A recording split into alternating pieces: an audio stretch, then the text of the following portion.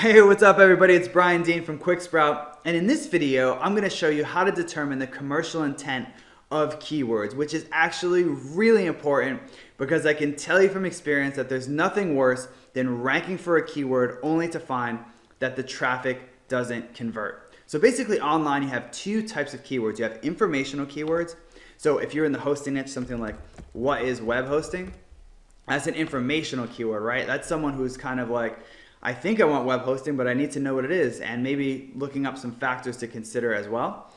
On the other hand, something like best web hosting, now that person has already decided that they're ready to buy hosting and they just want to know who to buy it from. So if you're the person that can get in front of them before they make their purchase, you can get your affiliate commission if you're an affiliate, or if you own a hosting company, you can get a new customer. Some other common commercial intent keywords are reviews. So when someone types in reviews, they're already ready to buy. They're just looking at the different providers. Discount, okay, so that's someone who also is determined that they're ready to buy and they're just looking at a discount and coupon. Okay, so these are some common buyer intent keywords. Now, if you have a brand that has a presence online, you definitely want to search for your brand in Google and look at Google Suggest to see if there are any keywords with commercial intent that people are searching for around your brand. So let's put in Crazy Egg as an example. So as you can see, Crazy Egg blog is more of a general. They're just looking for the blog on Crazy Egg versus something like review. Now that person is interested. They're like, okay, I've heard of Crazy Egg. I might be interested. I just want to read one more review before I make the purchase. And pricing. So that's someone else who's already later in the buying cycle. Okay. The only problem with this is that Google Suggest only typically gives you 3 to 5 keywords. But if you want to find more, copy your keyword, right, your brand name, and head over to the Pro Media Corp Suggester. So just Google Pro Media Suggester, and this is the first result, and put your brand name into this tool and fill out the CAPTCHA and click on the Suggest button. And what this tool does is it takes these 3 and turns them into several, sometimes up to 50 or 100 keywords. And this is important because a lot of times when you scroll down here, you can see keywords with commercial intent that you might not have found, okay? And so it's just a matter of testing it. So put your brand in here and see if people are searching for things like discount and coupon, and then those are landing pages you could put on your site and rank above affiliates who are obviously taking a cut of the revenue. Now, once you have your keywords in place, or you have a couple of keyword ideas, it's time to head to the Google Keyword Planner. So sign into your AdWords account and look for the Google Keyword Planner under Tools and Analysis, which is right here. Once you're here, click on Search for Keyword and Ad Group Ideas, and we'll put in something related to hosting. So WordPress hosting. And then you can filter all you want depending on where your target market is. So if you're not in the States, if you're in the UK or Canada, you definitely want to change this, okay? Because commercial intent can be very different between countries. Then click Get Ideas. Now by default, Google shows you ad group ideas, and this is not what you want. You want to click on the Keyword Ideas tab. And when you do that, you'll see a number of keywords related to the keyword that you put in, okay? And generally, when you put in a keyword, it'll have varying commercial intent. So how do you determine that commercial intent? Well, the first area you want to look at is competition, and you want this actually to be high. So a common misconception is that this actually represents the organic competition in Google. It actually doesn't. It only represents AdWords competition. So you do want this to be high because the more people that are bidding on that keyword, the more commercial intent there generally is. Okay, so this represents how many people are actually going after those keywords in Google AdWords.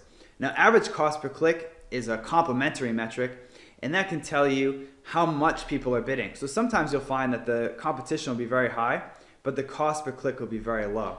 So this is more representative of how valuable that particular searcher is. And an average cost per click of $26 is extremely valuable, okay? So that's literally people are paying $26 for one click. So if you could somehow rank for this keyword, you could do very well, okay? Even though the search volume isn't that great, the cost per click shows that that traffic is very valuable.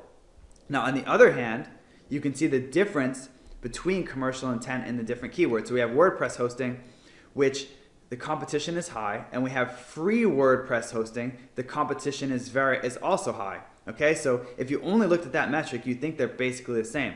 But if you look at the cost per click, you can see that they're very different, right? This one is almost double free WordPress hosting. And that's because obviously someone searching for free, they're not going to be spending as much as someone who's just searching for WordPress hosting. Okay, so once you get this information, you have a few keywords, you do want to actually enter them into Google and see the ads. All right, so head back to Google and put in WordPress hosting or whatever keyword you found. And what you want to look for is how many ads. Now this is basically the competition score, but you do want to look at it actually in Google too. And if you see a lot of ads above the fold, that's a good sign because this is very expensive real estate. And then you also want to see ads down the sidebar here. So if you see that, that has some commercial intent, especially if you complement that information with the information here.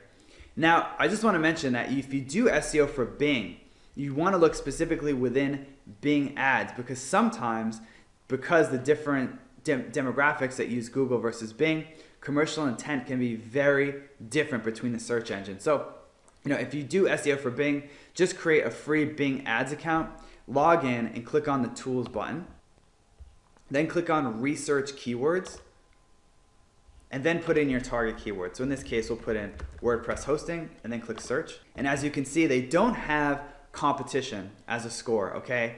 But what they do have is the average cost per click, and it's always less than Google just because Bing is a less competitive search engine. There's less people bidding on keywords, but it's all relatively the same. So this will give you a relative idea of the value of that particular search. So WordPress hosting, is $6.27 versus, WordPress, which is very general, some informational, some commercial intent, which is significantly less.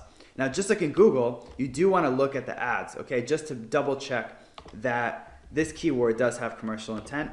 So we'll go to Bing, put in WordPress hosting, click search. And as you can see, there are no ads here, okay? Now I'm in Germany when I'm filming this, so that could be part of it, but you do want to double check this. And if you're trying to target the region that you're in and there aren't any ads, that's a red flag, okay, within Bing.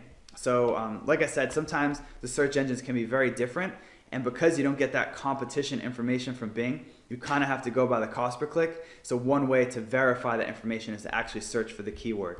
So that's all there is for determining commercial intent. As you can see, you should basically try to get as many, known commercial intent keywords as you can, like reviews and hosting, and then put them into the Google AdWords keyword tool and check out their competition and average cost per click. And if you do SEO in Bing, you should do the same thing over at Bing. So thanks for watching this video, and I'll see you in the next one.